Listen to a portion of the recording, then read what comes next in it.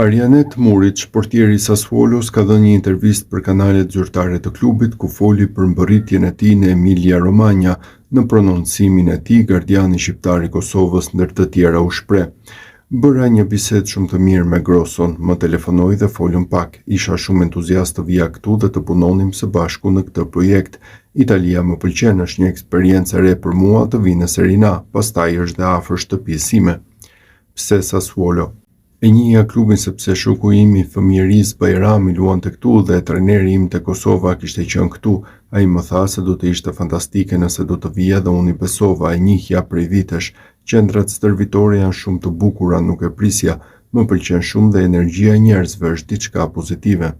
Çfarë impakti kanë pasur blerjet e reja? Mendoj se ne lojtarët e rinj kemi nisur mirë, na duhej ndeshja e parë për të hyrë më mirë në lojë, duhet të vazhdojmë të shtyjmë përpara, kemi filluar siç duhet, sa më shumë të stërvitemi, aq më shumë mund të përmirësohemi dhe të bëjmë dhe më mirë. Si ishte të punoje me Guardiolën?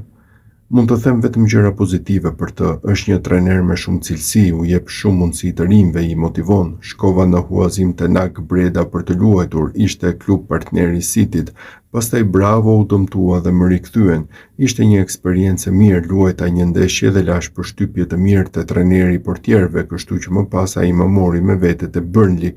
Ishte një eksperiencë e shkurtër, por intensive. Jam ndier i lumtur që u ktheva te City. Ke qenë edhe në Turqi. Mora një telefonat nga presidenti Adana Demirspor, e dija që në atë kohë po kontaktonte disa lojtarë. Besoj se aty ishte dhe Balotelli dhe i thash, le të shkojmë, të shohim si do na shkoj. Isha i ri, por më pëlqente të jetoja në një qytet antik, plot kulturë. Ishte një vit i bukur, përfunduam të 5-tët ose të 6-tët, koha ishte gjithmonë e mirë. Si u ndjeve me Montellën? Montella më hoqi nga loja në ndeshjen e parë, ishte pak e vështirë për mua të kthehesha në skuadër sepse në fillim nuk kisha marrëdhënie të mirë me të. Më pas u kuptua më mirë, bëm një sezon të mirë dhe gjithçka shkoi siç duhet, sidomos me të. Është një trajner i mirë, shumë taktik, përndryshe nuk do ishte sot trajneri kombëtares turke, kështu që mund të them vetëm gjëra pozitive për të. A ke ende kontakte me Balotellin? Po, jemi ende në kontakt. Jetonim në të njëjtin vend dhe më thoshte gjithmonë të vija në Itali dhe më në fund jam këtu. Më tha vetëm gjëra pozitive. Ai e adhuron Italinë dhe s'më gënjeu. Tani mund ta them me siguri. Çfarë mund të na thuash për Kompany?